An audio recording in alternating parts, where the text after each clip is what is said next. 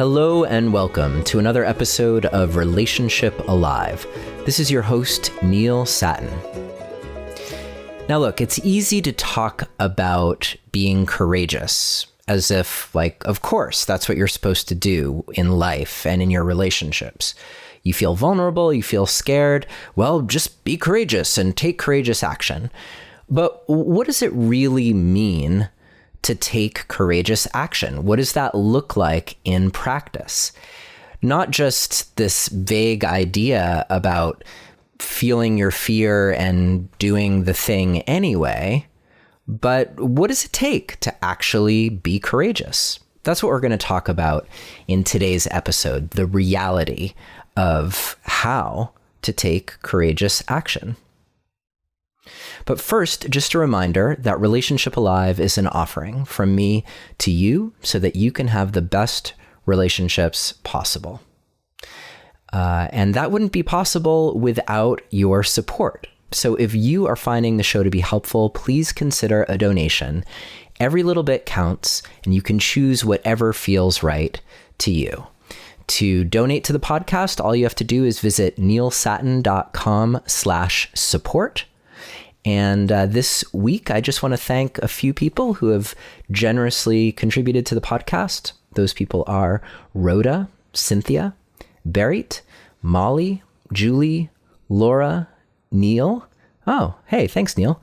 Dave, Ruthanna, Jenny, Marie, Matthew, and Kirti. Thank you all so much for your generous and in many cases ongoing contribution to Relationship Alive. Also, if you haven't downloaded it yet, make sure that you grab my free communication guide with my top 3 secrets to how to stay connected to whomever you're talking to, especially when you have something really challenging that you're trying to communicate about. To grab my free guide, just visit neilsatin.com/relate. RELATE. And that guide is the precursor to my Secrets of Relationship Communication course.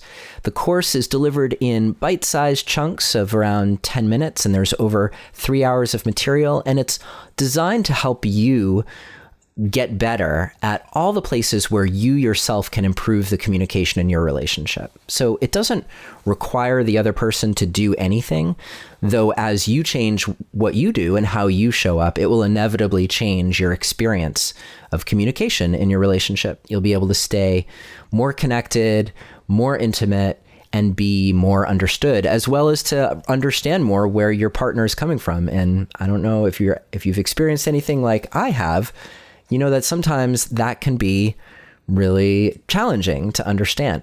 So if you want to see the full course, you can download it. You have to purchase it first, but you can do that at neilsatin.com/course, COURSE. And I think that's it. So let's get on with this conversation about courage and how to actually be courageous. Now, the way I see it, courage is required before you get into a relationship, while you're in a relationship, and if you decide that you're going to leave the relationship, that requires courage too.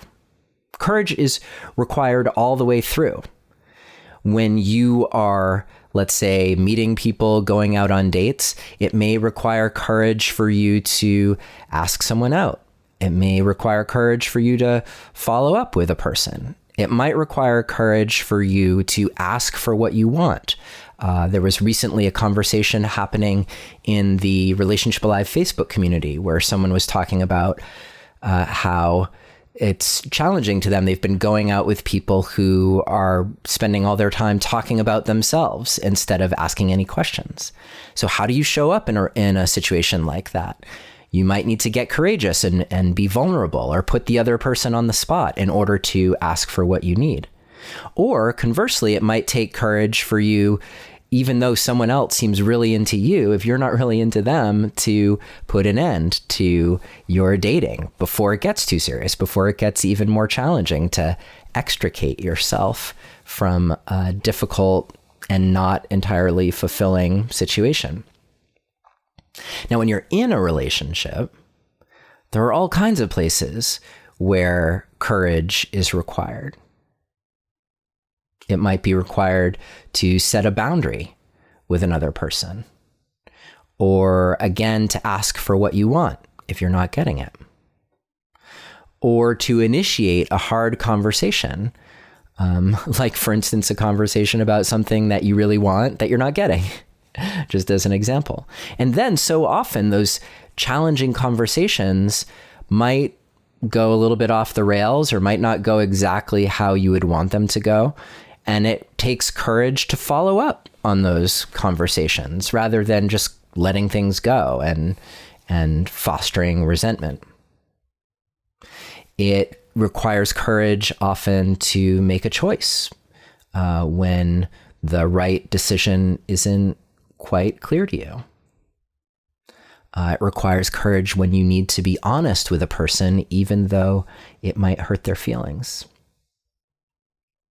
And this kind of courage is really important for having relationships that are alive and authentic, and where there is continually energy being generated to keep you excited and engaged in a relationship.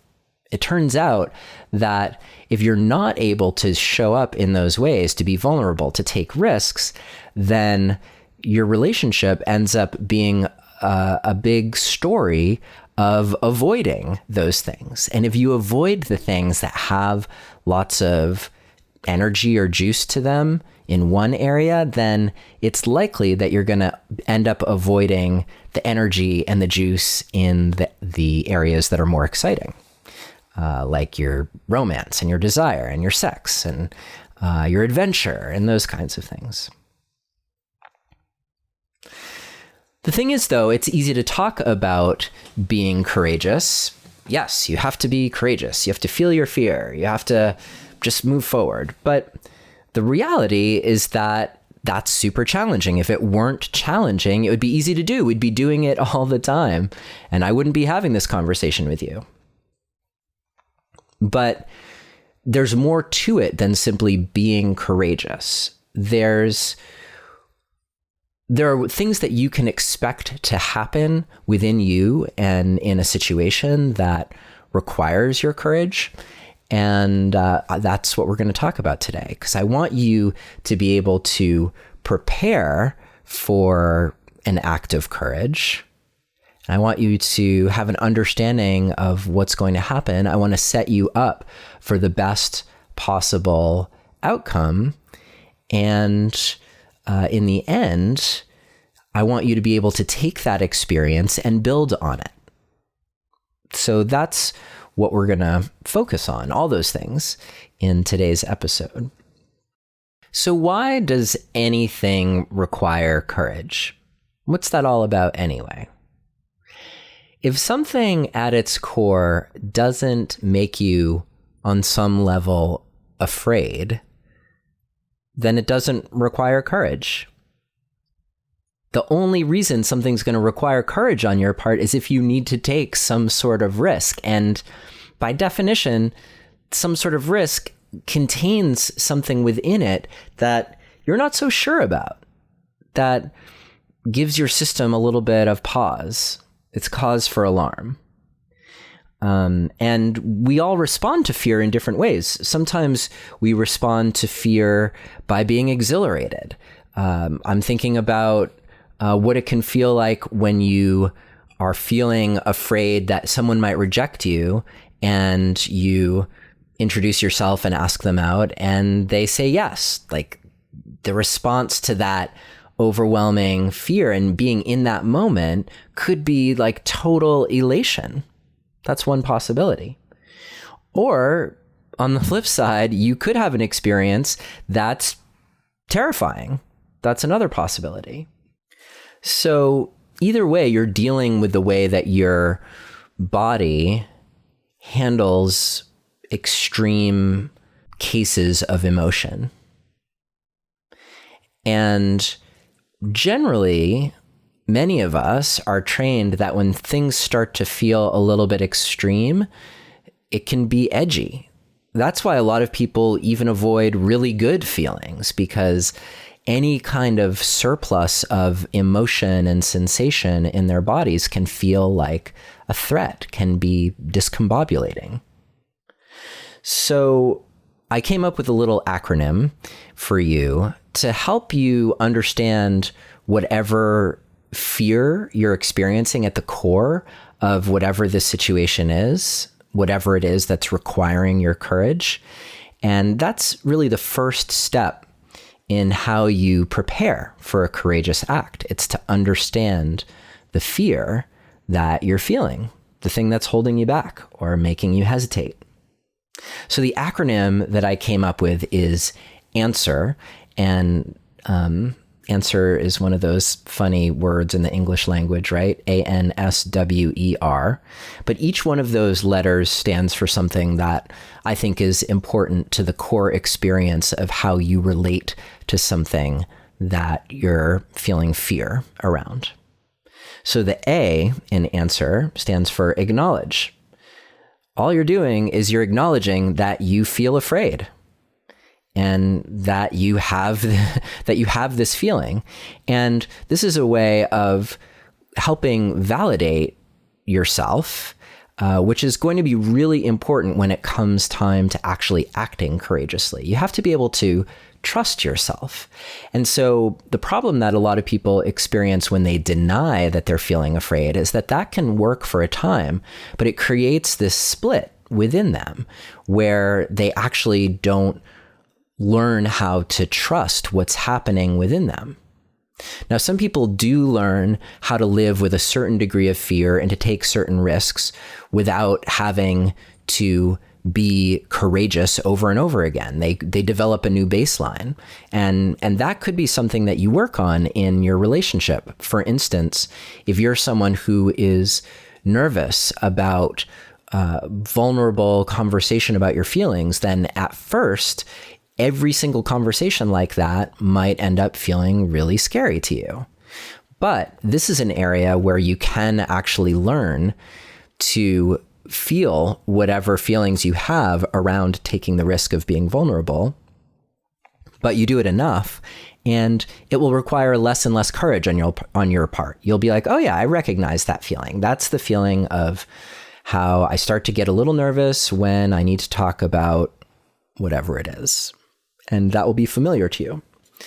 But we're not really talking about that. I'm talking more about kind of the hardcore things that require courage. Like, for instance, if you haven't been intimate with your partner in months and you feel like you're dying inside and you need some way to communicate with your partner about it, and every time you've tried to talk to them about it in the past, it's ended up in a huge fight or even worse, like one of you shuts down or leaves.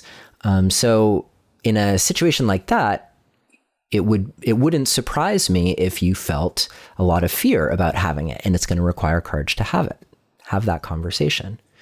Or if you've been in a relationship for a while and it's really not working for you, and you're feeling hesitation around ending the relationship, then that's another situation where you might be paralyzed by your fear of hurting the other person, your fear of being single again, and what that might mean. There are any number of ways. So we're gonna get to that in a second. But the first thing is to just acknowledge that you're feeling afraid, and to just kind of embrace that within yourself. Like, thank you for letting me see that I'm feeling fear right now. And that's an important part in the next step, which is to name the thing that you're actually afraid of. Answer, A-N, name. So name what you're afraid of. And it could be one thing, it could be many things. Often for me, it helps me to list those things out with pen and paper. Take some of the power, some of the charge away from those things. And it can also help explain why it is that whatever the situation is so challenging for me in that particular situation. So you acknowledge you're feeling afraid, you name the fear or fears that you're experiencing, And then the next letter is S, A-N-S, which stands for sensation. So I want you to get in touch with what sensations that fear actually generates in your body. I think on an earlier episode, I talked about how sometimes I can tremble when I'm feeling really nervous about something, and literally my body will start shaking. Other people might feel sick to their stomach. Other people might get a headache. Other people might get really spacey. Other people, it's going to vary depending on you. But you want to get familiar with what it is so that when it starts happening in the moment, you recognize exactly what is happening with you. If you don't take the time to prepare before your act of courage, then you can end up being really blindsided by the things that you could have predicted were going to happen if you took this time that we're talking about right now. And not being blindsided is an important part of handling these situations more effectively and building a foundation for yourself so that you can act courageously in the future with even less hesitation. So we've acknowledged the fear, we've named it, we're looking at the sensations in our body so that we can recognize when we are feeling that fear, what actually happens in our bodies. And then the W in answer, which is kind of the funny letter. I don't even know why that W's there, right? But it's there. ANSW stands for the worst. What is the worst that can happen? And I invite you to be as outrageous and ridiculous as you can be by naming the worst, because the odds are that within your subconscious mind, that is what you are responding to, the worst possible thing that you think could happen. And then along with the worst thing that might happen, you might come up with other things that wouldn't be the worst thing, but would still kind of suck. And it's worth it to list those things out too. Now, at a certain point in the future, we're going to talk about the best case scenarios.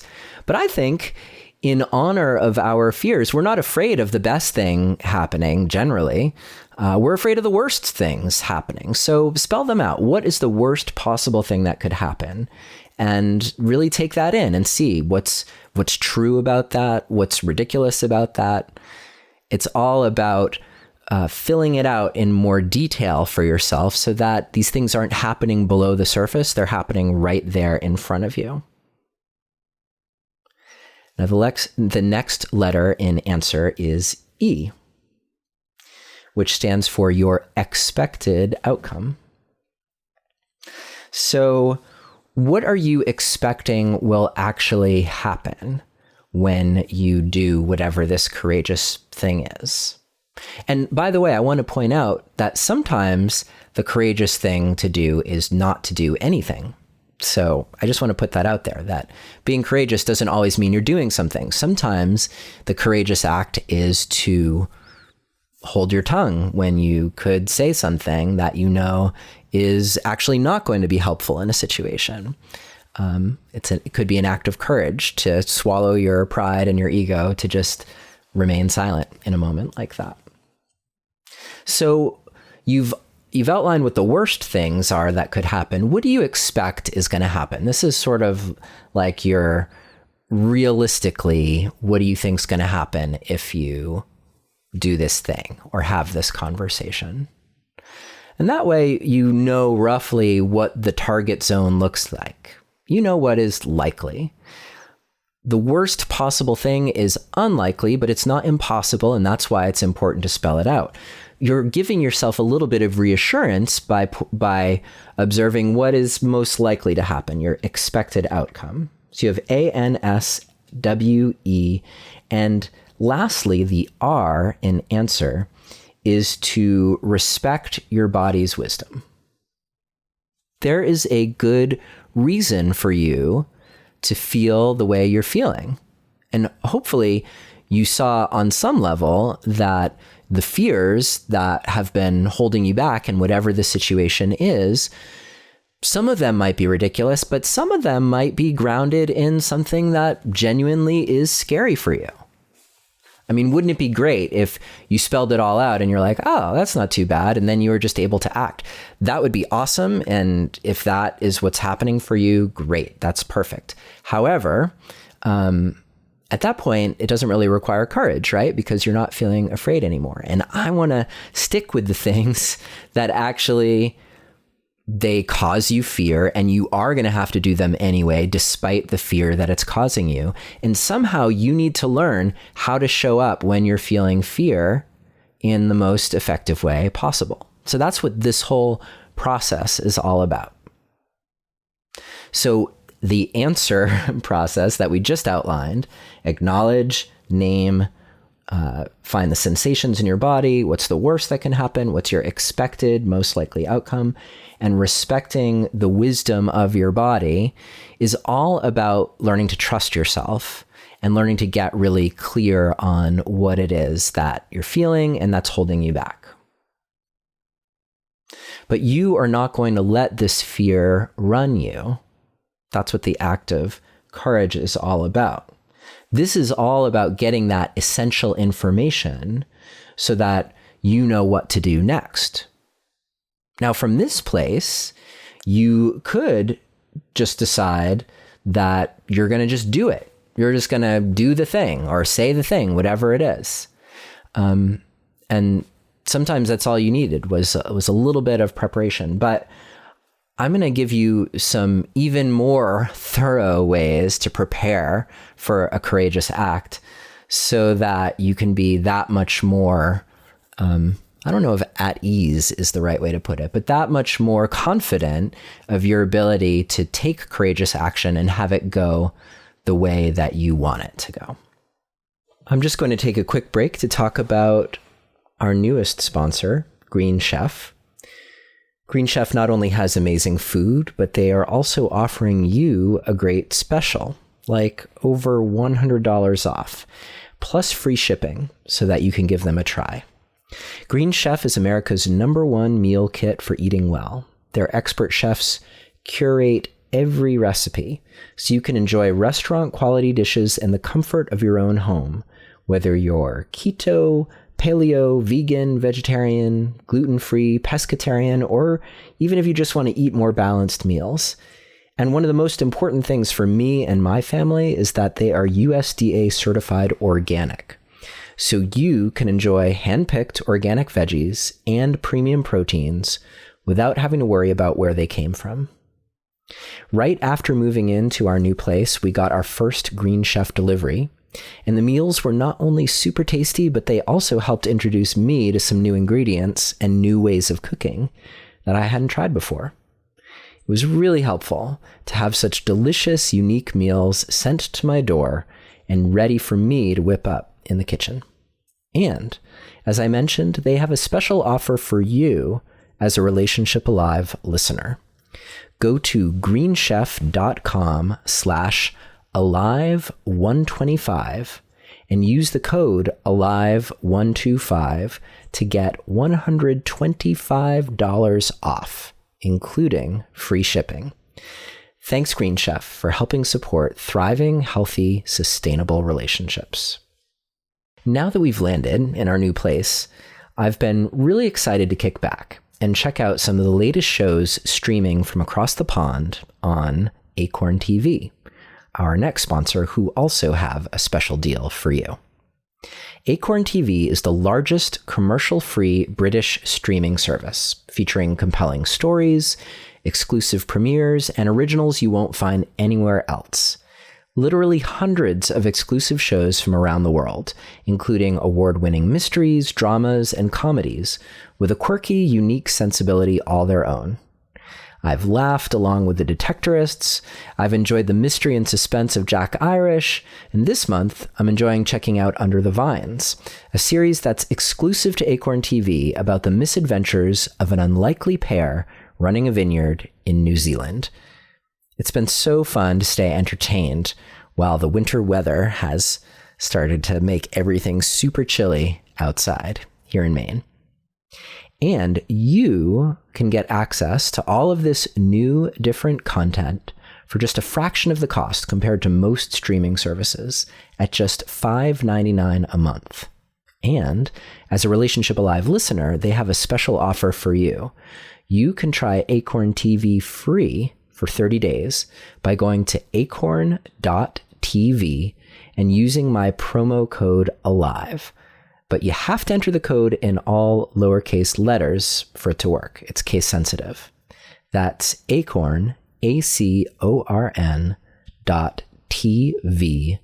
code ALIVE in lowercase to get your first 30 days for free.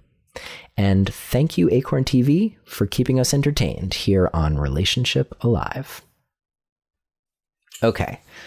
So now we're going to prepare even more thoroughly. And these steps that I'm about to talk about are really the key to being able to act courageously from a place of being well-grounded, being able to keep your foundation beneath you as you do whatever it is that's stretching you past your point of comfort.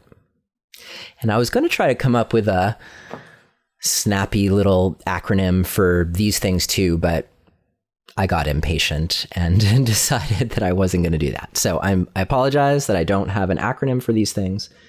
But the goal is for us to simplify whatever it is that we're walking into, because the more simple it is, the easier it will be for you to take the action that you need, to feel confident in your action, and to feel grounded in yourself. So that's what these steps are all about. Perhaps the most important step at this point is to get clear on your values, on your principles. Why is this thing that's requiring your courage, why is it so important to you? Is it because you believe at your core that you want more out of a relationship with another person, and you're willing to do what it takes to get what you want? Or maybe it's because something's going on that involves your children, and you want to do something that's in the best interest of your children, of supporting your children, supporting them through a hard time, supporting them with making choices about their lives, supporting them with feeling good about who they are in the world, any number of ways that you might need to show up to support your kids, right? Perhaps you have to have a conversation because you value honesty, and that whatever this thing is that you need to share, you can't keep it inside, because deep down, no matter what it is, to you, it's more important to be honest than it is to spare other people's feelings. Now, I'm not saying that you can't be honest in ways that are gentle with people's feelings. I think we've talked about that in other episodes, actually. And I do cover that in my communication course at length. However, that shouldn't stop you. The need to try and be gentle with another person shouldn't stop you completely from saying what you need to say.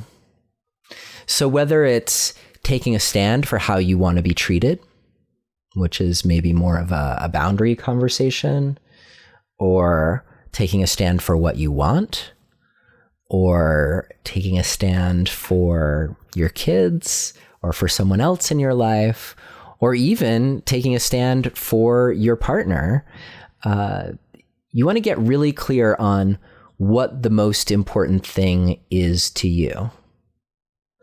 And the reason why is that when you are doing something courageous, there's going to be most likely all kinds of emotion happening within you.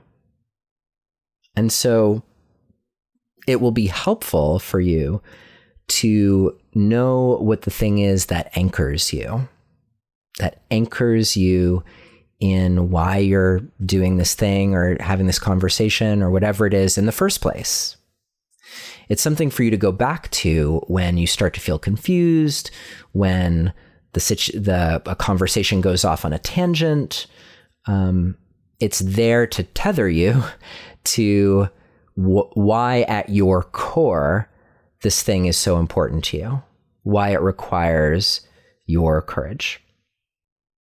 So get clear on your principles and your values. Why is it that it's so important?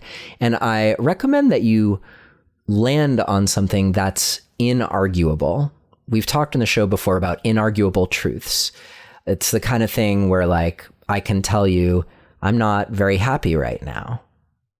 And you can't really argue with that. Like, that just sort of is what it is. Or, what's another thing? I'm looking out my window, there's snow on the ground right now. Now, that's not really a principle necessarily, although maybe it is something that I would fall back on if it's a conversation with my spouse about who's going to take care of the shoveling. In the end, I might fall back on, you know what? There's snow on the ground and we need to figure out how we're going to deal with it. Right? No matter how busy we both are, no matter how tired we both are, et cetera, there's snow on the ground. So in a way, that could be actually a inarguable truth that I rest on when I'm having a conversation about who's going to shovel or who's going to call the plow person, right? Follow me? So as a different kind of thing, you wouldn't want to do something like, you wouldn't want your truth to be, we really need counseling, right? Because we really need counseling. Well, you might think that you need counseling or help from a coach, but your partner may not agree with you. So now there's room for argument about, well, you think we need coaching, but I don't think we need coaching. And now you're stuck in this conflict where you didn't even need one to be. The truth behind we need counseling might be something like, I'm unhappy in this relationship and I need for us to do something about it. Period.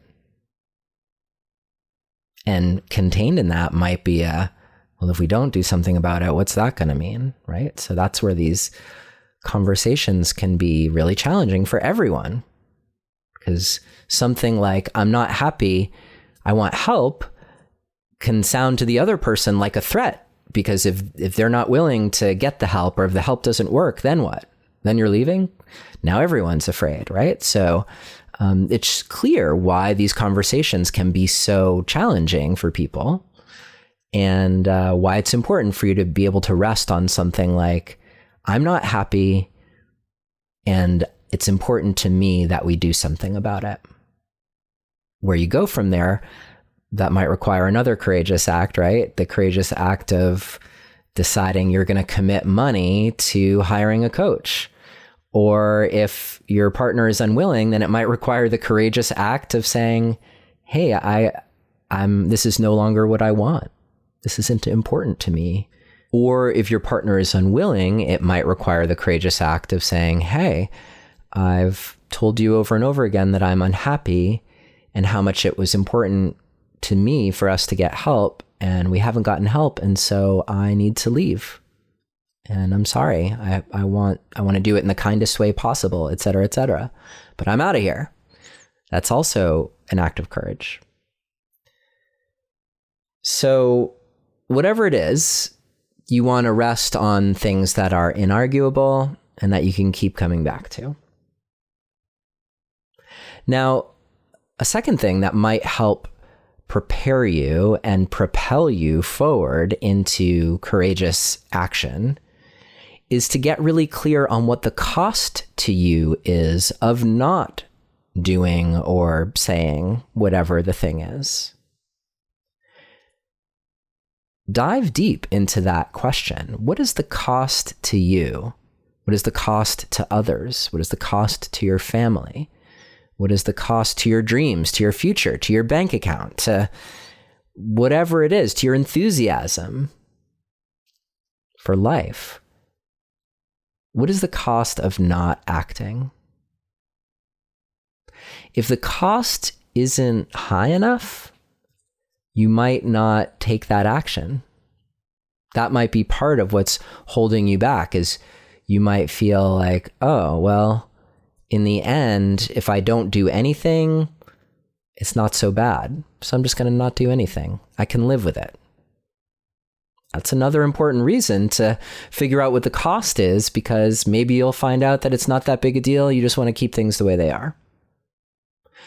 Or more likely, what will happen is you'll get really clear on why this is so important to you, why it keeps coming back to you, probably over and over and over again, right? If something requires courage, more often than not, it's something that we recognize over and over that we need to do or say, but you hold back for some reason. So getting really clear on the cost of holding back, it can be helpful in helping you understand why you keep coming back to the situation, even if you haven't fully figured out how to deal with it yet. So you come to understand your principles and your values, your bottom line. You come to understand the cost of not taking action. Now, I want you to think about what resources will help strengthen you for this interaction.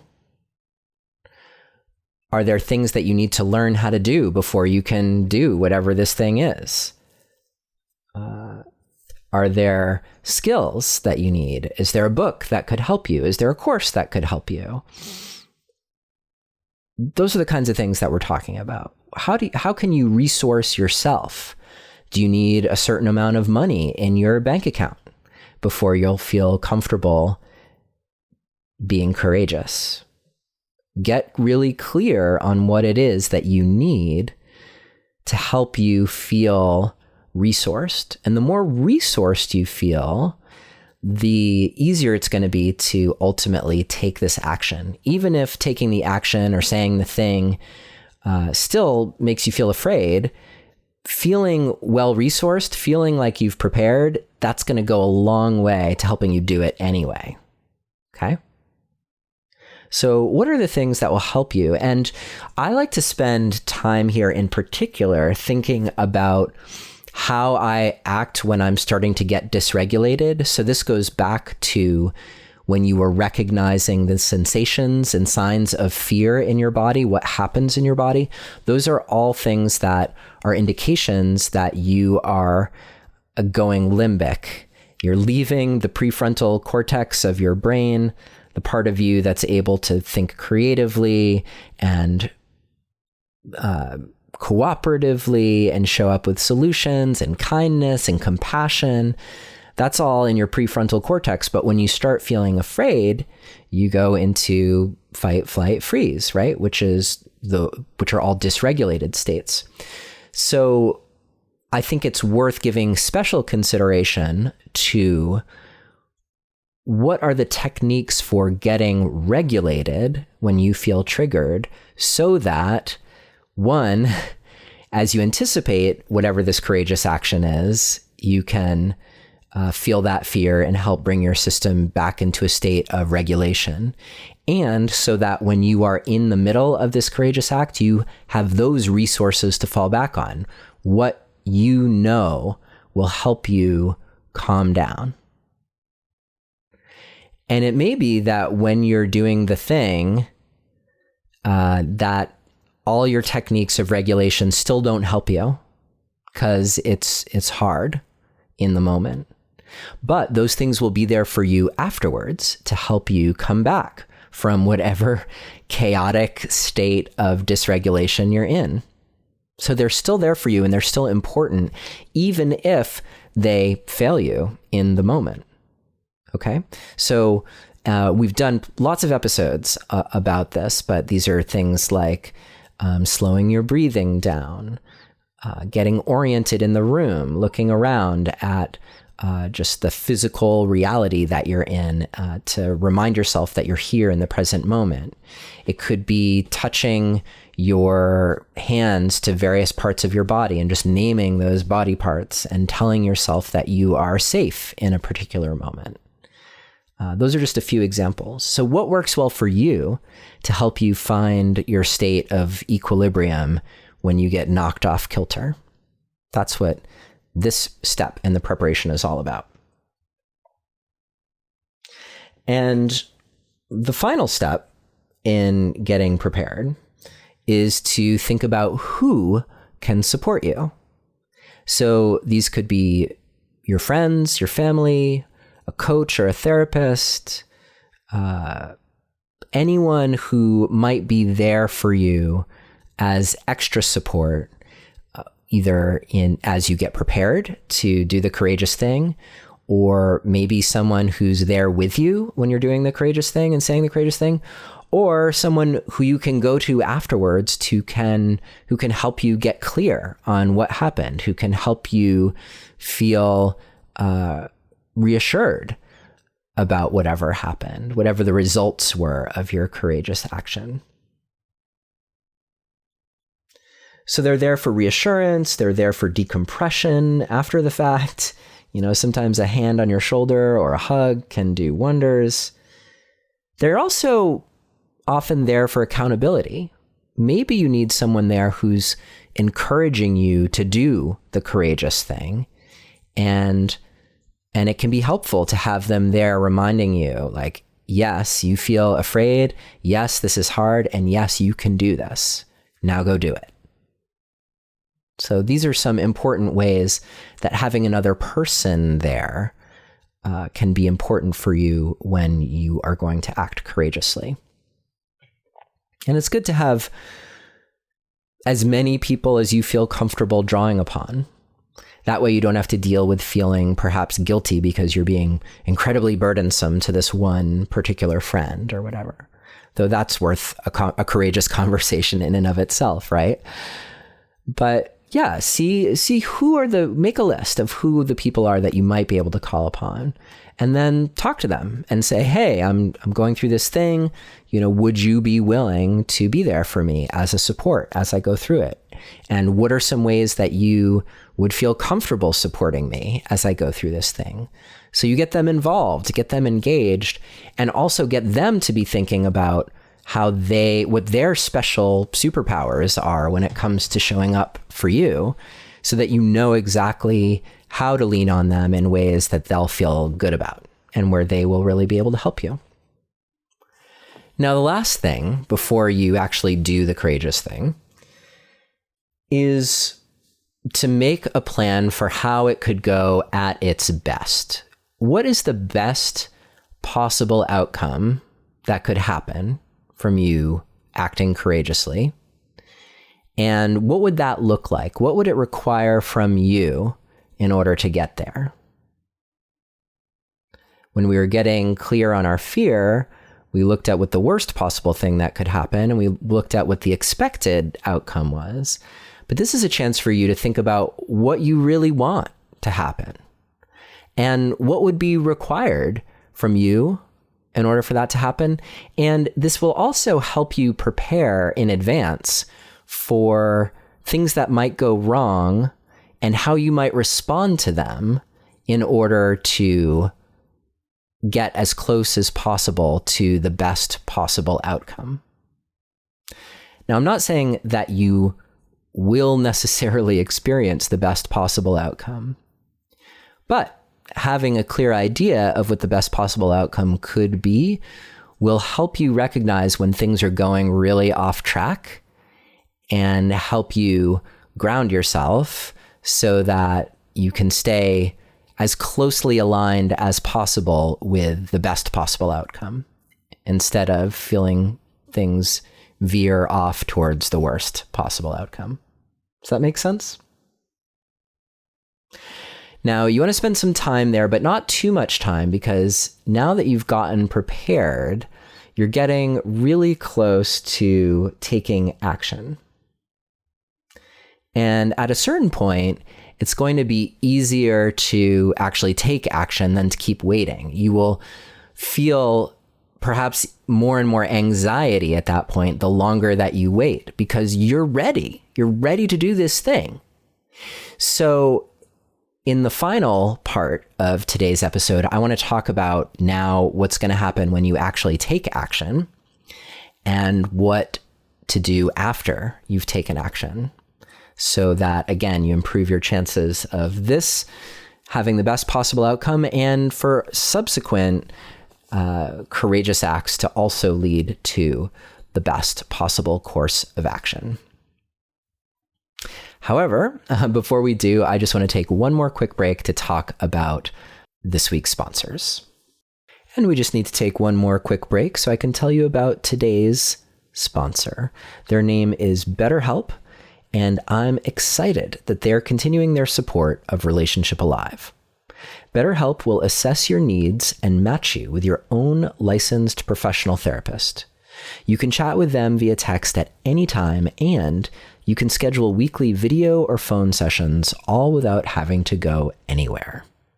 It's more affordable than traditional offline counseling, and financial aid is available for those who qualify. They also offer a broad range of expertise so that you can find the person most suited to helping you with your own unique situation. So whatever you're going through, whether it's depression, stress, anxiety, trauma, or you're just trying to help gather the courage to act courageously, whatever's up, just try out BetterHelp to help you move past the places where you are stuck. To start living a happier life today, you can try BetterHelp, and you can get an extra 10% off your first month as a Relationship Alive listener. Just visit betterhelp.com/alive and join over 1 million people taking charge of their mental health. Again, that's BetterHelp, HELP.com/alive. And thank you, BetterHelp, for your ongoing support of Relationship Alive and our mission. Okay, part 3, it is time to take action. As I was just saying, you don't want to wait too long after you've done all this preparation. And in fact, you'll probably be feeling energy within you to just do it. Just do it already. And so I recommend that you do just do it already, that you don't spend too much time overthinking it. Trust yourself. You've done the work. Now, when you take action, there are 3 main goals that I want you to keep in mind. And these 3 things will help you take action and follow through, even if it's challenging. Because it's likely that it will be challenging still, or that when you're in the middle of it, you will start feeling fear, you'll start feeling the things coming up in you. Odds are that it might be a very emotionally charged situation for you. So getting ready for that was why we were doing all of that initial prep work, and why you were getting really clear on how to get regulated when you start to feel triggered or super emotional. Okay. However, now I'm going to give you some tools when you're actually doing the courageous thing that will hopefully help you have the best chance of success. So the first of your goals is to stay anchored in your bottom line. The principles or values, the reason that you are there, stay anchored in that thing, so that if your conversation or whatever it is that you're doing, if it starts to go off track, you can remind yourself, or also remind the other person, why you are there, what is most important to you. And even if you're having a conversation and the conversation is starting to go off the rails, you can say, wait a minute. I just want to remind you that the reason we're having this conversation is because I'm unhappy, and I really want to do something that will help our relationship. Or the reason we're having this conversation is the kids are hurting and we need to do something to help them out in this situation. Or Bottom line is, you told me you wanted to have more sex, and I want to have this conversation with you so that we can have more sex. Get it? So you want to remember what your bottom line is and use that as your beacon of light should whatever you're doing seem really dark or like it's gone off course. Don't be afraid to shine your clear beacon on the very reason why you were there. And as simple and as clear as that reason is, that helps everyone, including you, especially you, follow through and stay true to whatever it is that you're doing. So that's the first thing. Stay anchored in your inarguable values. The second thing is to stay present as much as possible. So ask yourself, what is happening within me? If there are other people involved, what is happening with the other person? What am I seeing in them? What am I hearing in their voice? What do I think that might mean? Bring it back to yourself. What's going on in me here in this moment? How am I breathing? Am I scared? Am I sad? Am I excited? Am I elated? Anything is possible. I just want you to pay attention. And the more you pay attention, the more you will recognize when you need to bring things back to your bottom line. The more you'll recognize if you are really starting to shift into a state of dysregulation that's going to require some concerted effort on your part to come back to a state of balance. You might need to take a break for 5 minutes from whatever it is you're doing so that you can come back into a state of regulation. Or you might decide, I'm just going to plow ahead, but you want to be aware of what's happening within you so that things aren't just spiraling out of control. So number 1, stay anchored in your bottom line. Number 2, stay present. And number 3 is to show, if this involves other people, to show care and compassion for them without losing your boundaries. If this is a courageous action like leaving a relationship, you don't want to ignore the fact that another person's heart may be breaking, right? You don't want to pretend that's not happening. At the same time, if that's what we're talking about here, then you knew all along that most likely it was going to be hard for the other person. So you need to stay clear to your boundaries, that those are their feelings and you care about them and you love them and you don't want them to feel bad, hopefully. And you still need to take this courageous action because of your bottom line. See how these 3 things fit together? So you're staying clear on why you're there, you're staying present in the moment, and you're showing care for the other people who are involved without letting that derail you from the reason that you're there. And just one helpful hint, as I was mentioning just a few moments ago, don't be afraid to pause. If you need to take a break, don't be afraid to do that.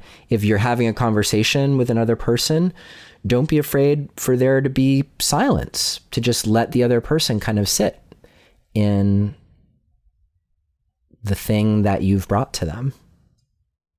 Or if they present something to you that's a game changer in some sense, don't be afraid to say, I'm going to have to get back to you on that. I'm going to have to sit with that and think about it, and I'll get back to you. The more that you feel like you are in control of the pacing of whatever it is that you're doing, the easier it will be for you to adjust if something unexpected happens, right? You're free to do that at any minute, at any moment.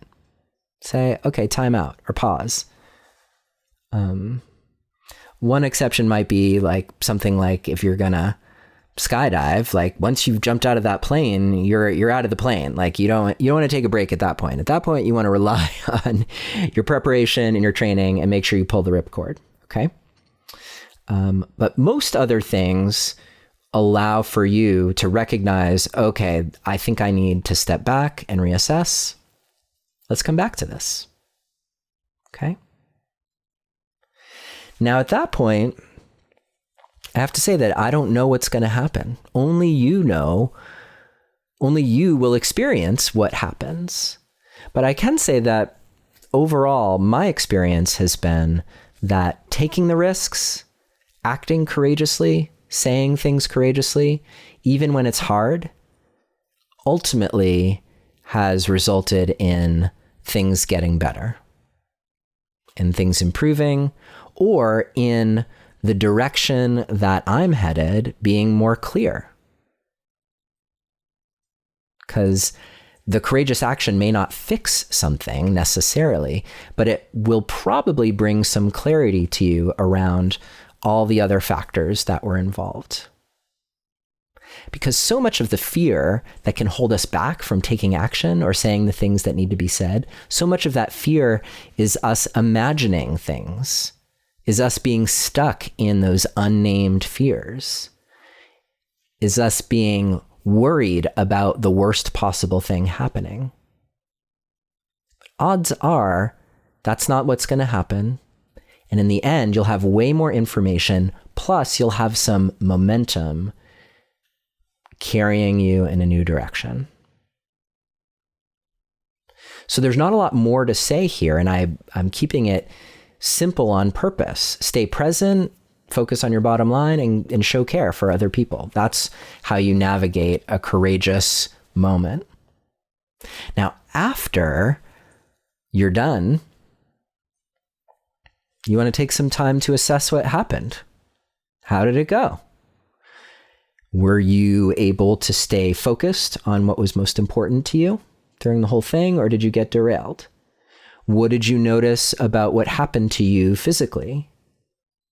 How do you feel now, having gone through the whole thing? What kind of support do you actually need now? Do you need someone to hold you? Do you need to be able to talk to someone? Do you need to celebrate with someone? What do you need in this moment? What feels amazing about having acted? And what fears came true? And which fears didn't come true? Which fears were unfounded? You want to look at what happened, what was valid within you, and what things maybe you had blown out of proportion. And perhaps more than anything, you want to ask yourself, how does the landscape look different now? Now that I've acted courageously, what's different? What worked? What didn't? What feels possible now that felt impossible before? And that might be something specific, or it might be something broad, like, well, it feels more possible to do that sort of thing again. This is all about you internalizing what you just went through and being able to learn and grow from that as you move forward in your life. You also might ask yourself, the next time that you have to do something courageous, what lessons can your current situation teach you about the future? So that whatever it is that you have to show up for, you can take whatever you learned today and apply it tomorrow or the next day. Okay, I think that's it. At this point, you have everything you need to go forth and do courageous things. Or, as I mentioned early on, to not do things, but to not do things courageously. If you think of other things that might be helpful in terms of acting courageously, I would love to know what you come up with. So feel free to email me. My email is Neilius, Neilius, @neilsatin.com. And mostly, I would love to hear from you with stories of your courageous action.